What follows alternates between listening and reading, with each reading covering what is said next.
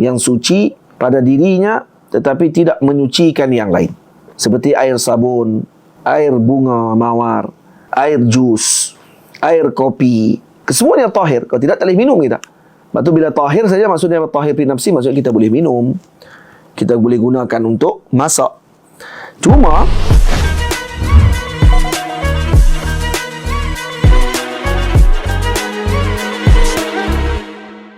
Subhanaka la ilma lana illa ma 'allamtana innaka antal alimul hakim.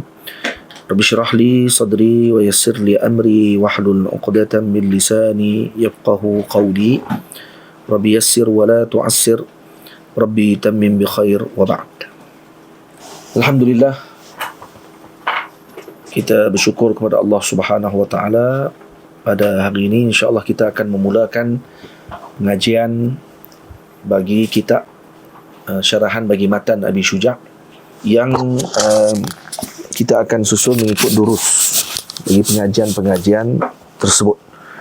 Dan kita memilih matan Abi Syuja' kerana matan ini menjadi kitab pilihan dan tadris di Al-Azhar Al-Syarif khususnya, dan di seluruh pelosok negara yang berpegang dengan mazhab Al-Imam Al-Syafi'i, sebagai permulaan dalam pengajian setelah mempelajari kitab-kitab yang kecil terlebih dahulu seperti Safinatun Najah dan seumpamanya.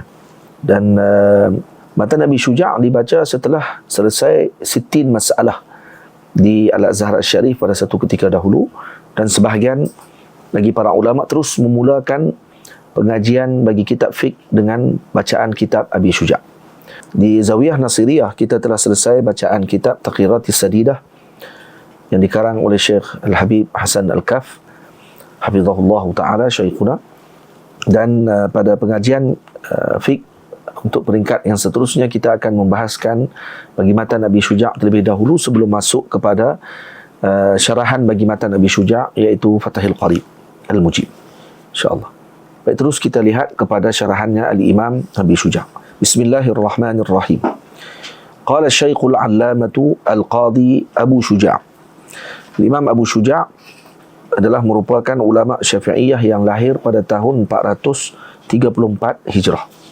Ahmadu ibn al-Husain ibn Ahmad al-Asfahani rahimahullahu ta'ala. Asfahan adalah merupakan nisbah kepada negeri Asfahani, adalah nisbah kepada negara Asfahan, negeri Asfahan yang berada di Iran. Bismillahirrahmanirrahim. Alhamdulillahi rabbil alamin. وصلى الله على سيدنا محمد النبي الأمي وآله الطاهرين وصحابته أجمعين. سألني بعض الأصدقاء حفظهم الله تعالى أن أعمل مختصرا في الفقه على مذهب الإمام الشافعي رحمة الله تعالى عليه ورضوانه في غاية الاختصار ونهاية الإيجاز ليقرب على المتعلم darsahu wa yashula. Boleh baca dua, dan di atas sama ada baca liyaqruba 'ala al-muta'allim darsahu wa yashula. Nah, atau boleh baca liyuqarriba 'ala al-muta'allimi darsahu wa yusahhila 'ala al-mubtadi'i hifdhah. Tamam. Wa an uksira fihi min at-taqsimati wa hasr al-qisal. فأجبته إلى ذلك طالبا للثواب راغبا إلى الله تعالى في التوفيق للصواب إنه على ما يشاء قدير وبعباده لطيف خبير. Al-Imam Abi Syuja' mengatakan, Sa'alani ba'dul asdiqa, telah meminta kepadaku sebahagian daripada teman-temanku, hafizahumullahu ta'ala, moga Allah menjaga mereka dengan kebaikan, dengan inayahnya, an a'mala mukhtasaran fil fiqhi, untuk aku menulis sebuah kitab mukhtasar.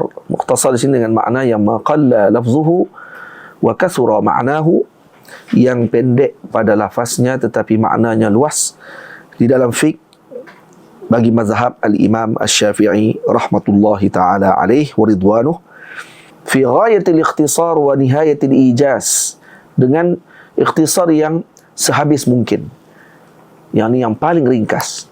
Nah, yang ringkas tersebut tidaklah menyebabkan Maksud bila disebut dengan ikhtisar saja sudah memadai untuk kita faham bahawa kitab ini walaupun ringkas tetapi padat. Ia bukan yang tidak difahami maksudnya. Liyuqarriba 'alal muta'allim, bagi mendekatkan ataupun untuk memudahkan kepada muta'allim, pelajar, penuntut ilmu, darsahu, mempelajari ilmu tersebut, ilmu fiqh Syafi'i, wa yusahhila 'alal mubtadi, dan memudahkan kepada mubtadi. Yang mubtadi dengan maksud di sisi para ulama adalah alladhi la yastati' an yatasawwar al-masail. Dan mereka seorang yang tidak mampu untuk mentasawurkan ataupun menggambarkan suatu masalah tersebut, maka dipanggil mubtadi dalam ilmu. Manakala mutawassit pula adalah kelompok yang mampu menggambarkan, alladhi yastati'u an yatasawwara al-masaila wa la yastati'u an ya'tiya bid-dalil, tapi cuma tidak mampu mendatangkan dengan dalil, maka dia bagi peringkat yang mutawassit. Sudah mampu menggambarkan masail, masih tidak mampu untuk mengeluarkan dalil. Mana-mana yang telah mencapai kepada mampu menggambarkan masail dan mencapai kepada peringkat mendatangkan dalil, maka dia telah masuk kepada peringkat muntahi. Jadi muntahi maksudnya alladhi yastati'u an yatasawwara al-masaila wa ya'tiya bid-dalil. Wa an ya'tiya bid-dalil. Tamam. Dan wa an aksura fi an uksira fihi, aksara yuksiru, yani uksira dengan makna saya membanyakkan pada pembahagiannya, yani membahagikan dengan pembahagian yang bagus, yang banyak. Wa hasril qisali, iaitu yang, dan juga menyebutkan bahagian-bahagiannya. Contohnya disebutkan perkara yang wajib, perkara yang sunat. Seperti disebut furudul wudu sittatu asya, disebut begitu dengan perinci. Ini diletakkan dengan perinci setiap pembahagian tersebut. Fa ajabtuhu ila zalika, dan saya menerima cadangan tersebut. Tujuannya apa saya terima?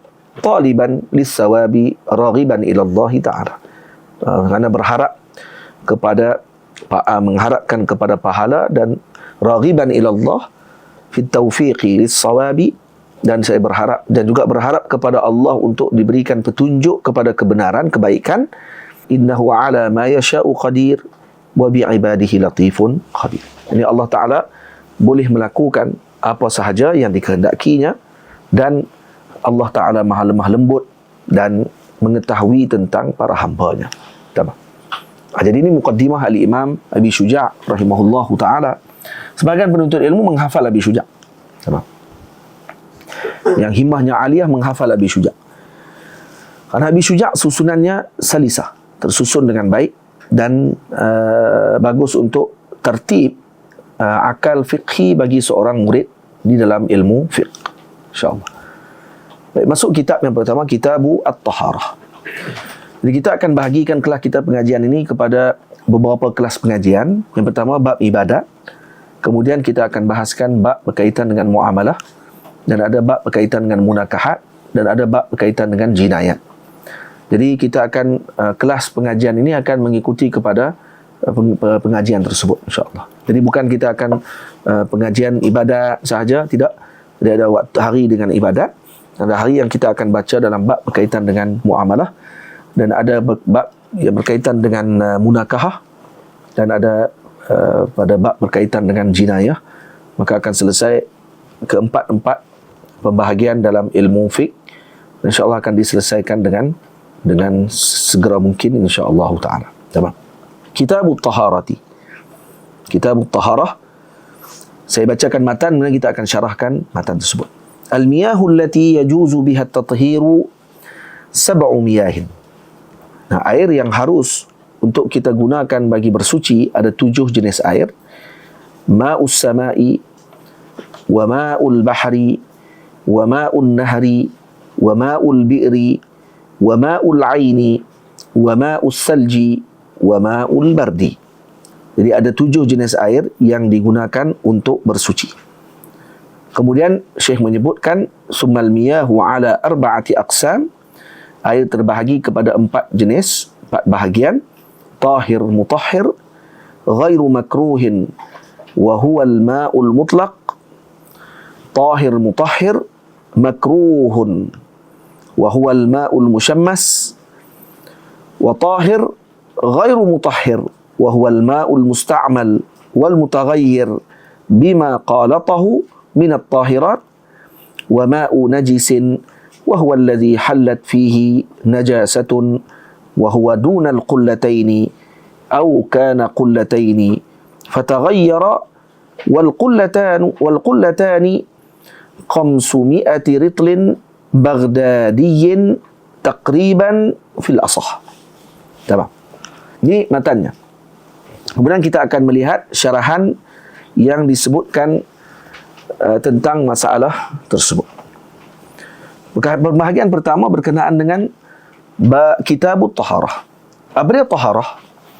Taharah maknanya dari segi lughah adalah nazafah.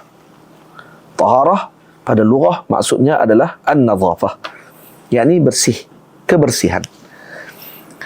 Wastilahan, istilah, apa makna istilah?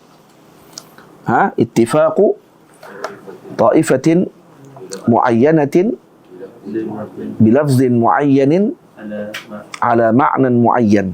Tamam? Ittifaqu ta'ifatin muayyanatin ala lafzin muayyan bima'na muayyan, maka itu dinamakan dengan istilah. Syekh menyebutkan di sini dengan kitabut taharah. Kitabu, apa makna kitab?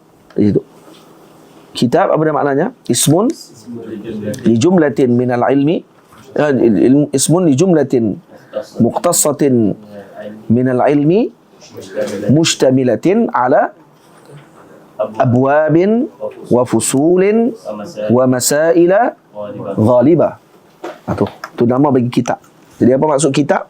Kitab maksudnya adalah ismun li jumlatin mukhtassatin minal ilmi mustamilatin ala abwabin wa fusulin wa masaila ghalibah. Itu maksud bagi kitab. Kalau orang tanya apa dia kitab, itu makna kitab. Taharah makna segi lughah nazafah, kebersihan. Di segi istilah, taharah bermaksud fi'lun tustabahu bihi salah. Atau fi'lun li mujarradis sawab. Ini perbuatan yang mengharuskan dengan perbuatan tersebut melaksanakan salat, atau perbuatan yang dilakukan dengan tujuan mendapatkan pahala. Itu makna fi'al. Tamam? Makna apa ni? At-taharah. Jadi contoh perbuatan yang mengharuskan dengan perbuatan tersebut akan salat, tustabahu bihi as-salah, adalah seperti wudu, mandi wajib, tayammum, menghilangkan najis dan seumpamanya. Manakala perbuatan al-fi'lu li mujarradis sawab, contohnya adalah seperti wudu ala wudu. Ini tajdidul wudu. Tamam? Jadi kerana wudu pertama bagi seseorang tadi telah diharuskan baginya untuk menunaikan salat. Manakala wudu kedua yang diambil oleh seorang tadi yang tidak batal pun wudu sebelumnya, maka tujuannya tadi dilakukan adalah untuk bukan mengharuskan solat, tapi untuk mendapatkan pahala wudu tajdid maksudnya. Dan ini juga dinamakan taharah. Masih dipanggil taharah juga sebenarnya. Sebab tu makna taharah segi istilah pada fi'lun tustabahu bihi as-salah atau fi'lun li mujarradis sawab. Jadi sama ada taharah tadi imma wajibah, sama ada ianya wajib kerana untuk mengharuskan salat, ataupun ianya sunnah mustahabbah untuk menghasilkan as-sawab. Jadi itu kitabu at-taharah. Kemudian disebut apa dia? Aqsamul miyahi sab'atun. Al-miyah sab'atu anwa'.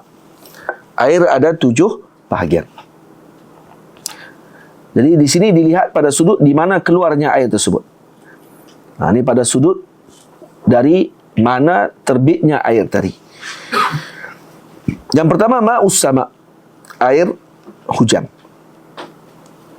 Yang kedua ma'ul bahari, air laut. Yang ketiga ma'un nahri, air sungai. Yang keempat ma'ul bi'ri, air telaga. Yang kelima ma'ul aini, air mata air. Yang keenam ma'us salji, salji maksudnya Salji dengan makna turun daripada langit dalam keadaan cair kemudian mengeras. Turun dalam keadaan cair kemudian mengeras, di bawah jadi salji. Dia jadi salji putih tu sebab dia jadi bentuk mengeras. Kemudian ma'ul bardi turun dalam keadaan keras kemudian mencair. Dia turun keras lah, atau dipanggil hujan batu. Dia juga disebut sebagai halub, dipanggil. Halub, alif lam ha, alif lam waw ba, dipanggil halub. Dan ketujuh perkara ini kita ringkaskan dengan sebut ma nazala minas sama wa ma naba'a minal ard. Mana-mana yang turun daripada langit dan yang terbit daripada bumi. Maka dipanggil 7 jenis air ni. As-sama', al-bahr, al-nahr, al-bi'r, al-ain, as-salj, al-bard. Ada 7 jenis air. Kemudian terdapat hukum hakam berkenaan dengan air. Masuk pasal berkenaan dengan hukum hakam air. Di mana Syekh sebutkan dalam matan bahawa air terbahagi kepada 3 bahagian. At-tahur, at-tahir, an-najis. Air yang suci dan menyucikan, makna tu tahur. Yang kedua suci tapi tidak menyucikan. Yang ketiga najis. Baik, tahur, makna tahur ialah tahir fi nafsihi al-mutahhir li ghairih. Dia suci pada dirinya dan menyucikan yang lain. Jadi makna tahir fi nafsihi, suci pada dirinya dengan maksud harus bagi kita untuk minum. Dia suci dan menggunakannya untuk masak dan seumpamanya. Dan kalau terkena pada badan ataupun dijatuhkan ke muka bumi dan seumpama, tidak menajiskan tempat tersebut. Kerana dia tahir fi nafsih, dia sendiri suci. Manakala makna tahir mutahhir li ghairih, mutahhir li ghairih pula maksudnya boleh menyucikan yang lain, iaitu dengan maksud boleh digunakan untuk mengangkat hadas dan menghilangkan najis. Itu maksud tahir mutahhir li ghairih maksudnya. Baik, apa dia hadas? Jadi digunakan untuk mengangkat hadas. Baik, apa dia hadas? Hadas adalah wasfun yaqumu bil badani yamna'u as-salata. Yani wasfun yaqumu bil badan. Yani sesuatu sifat yang ada pada badan yang menghalang dengan adanya sifat tersebut daripada sahnya salat. Itu dipanggil hadas. Lepas tu hadas ni dia amrun i'tibari. Amrun i'tibariyun. Dia hadas. Tamam? Jadi sifat yang ada, tapi cuma amrun i'tibari di sini bukan ya'tabiruhul mu'tabir saja, tidak. Bukan amrun i'tibari seperti difaham oleh para ahli kalam dalam amrun i'tibari. Dan amrun i'tibari di sini maksudnya perkara yang ada. Dia bukan amrun i'tibari yang bukan dengan maksud ma bainal wujud wal adam. Dia bukan wujud, dia tidak adam juga, dia amrun i'tibari. Dia bagi wasitah di antara wujud dengan adam. Tak, bukan itu maksudnya. Amrun i'tibari sini makna wujudi, kerana ada awliya yang melihat hadas tersebut. Awliya melihat hadas tadi depan mata. Seperti Al-Imam Abu Hanifah rahimahullahu ta'ala melihat hadas tadi gugur. Melihat hadas tadi wujud pada seseorang. Jadi sifat yang ada. Betul, dia panggil sifat. Wasfun yaqumu tu bil badan. Sifat yang ada pada badan. Jadi sifat mesti dia mesti menumpang. Jadi dia ada pada badan yang menghalang dengan sifat tersebut, dengan wujudnya sifat tadi daripada sahnya salat. Sebab tu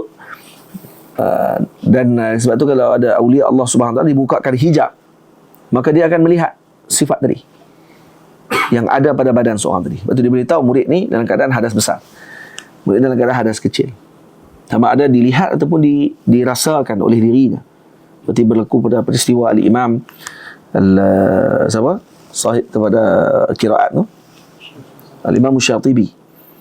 Masya Allah, Hafiz menjawab dengan penuh keyakinan. Al-Imam Syatibi rahimahullahu ta'ala, pernah seorang muridnya datang naubah Naubah ni maksudnya giliran untuk main baca kitab, baca Al-Quran dengan beliau di masjid.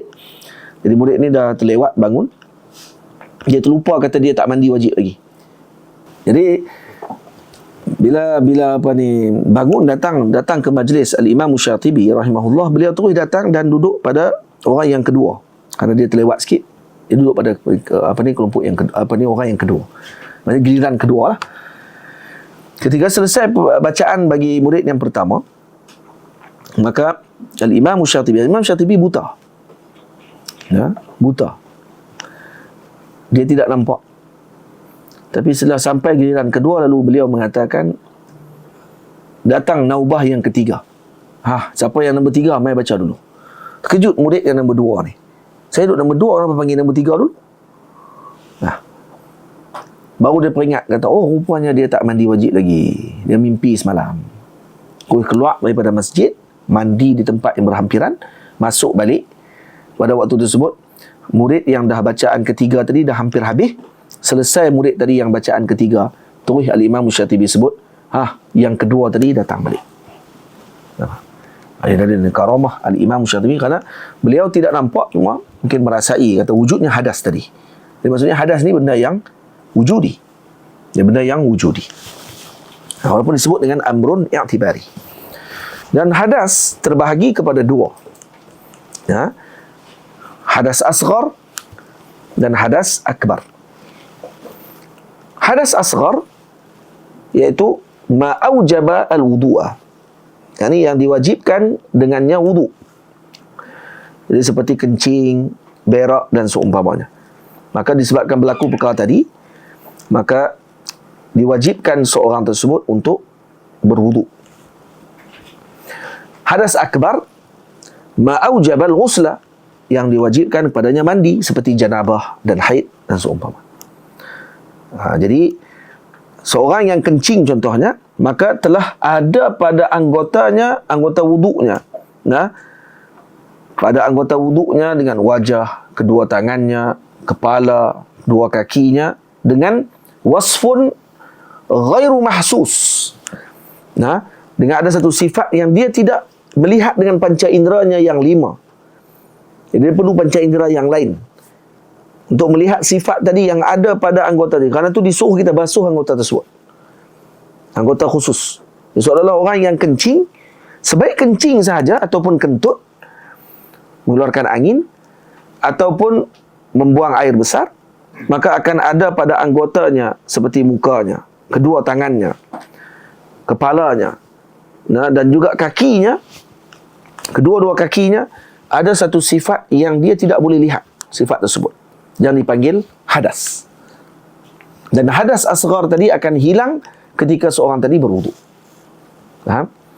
Manakala ketika seorang tersebut pula haid, wanita haid, ataupun dia janabah, bersetubuh, jima' dan seumpamanya, ataupun keluar mani, maka ada pada anggotanya, seluruh anggotanya diliputi dengan hadas tersebut. Dipanggil hadasul akbar. Kalau itu dipanggil hadas asghar, hadas akbar. Karena hadas asghar anggotanya kecil, hadas akbar anggotanya besar. Dan hadas tidak akan terangkat melainkan dengan ma' at-tahur, dengan air yang suci dan menyucikan. Jadi tidak hanya berpada dengan air yang suci saja, air yang suci dan menyucikan. Tahir, mutahhir. Ay tahir fi nafsih, mutahhir li ghairihi. Manakala tahir pula, air yang suci, maksud air tahir adalah tahir fi nafsih, ghair mutahhir li ghairihi. Tahir fi nafsihi, ghair mutahhiri li ghairihi. Itu maksud air yang tahir, yang suci pada dirinya tetapi tidak menyucikan yang lain. Seperti air sabun, air bunga mawar, air jus, air kopi, kesemuanya tahir. Kalau tidak, tak boleh minum kita. Lepas tu bila tahir saja, maksudnya tahir fi nafsi, maksudnya kita boleh minum, kita boleh gunakan untuk masak. Cuma dia tidak boleh digunakan untuk menyucikan yang lain. Itu maksud tahir. Tamam. Karena kalau digunakan air yang tahir, bukan tahur, maka ia tidak akan menghilangkan najis. Dan dia tidak akan mengangkat najis. Faham? Mengangkat hadas contohnya. Boleh mandi dengan air kopi?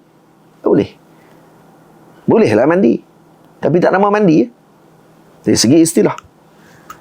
Dinamakan mencurah air kopi ke badan. Itu ya panggil. Boleh. Jadi dipanggil air tahir. Kemudian najis. Yang ketiga air najis, iaitu yang tidak suci pada dirinya dan tidak menyucikan yang lain.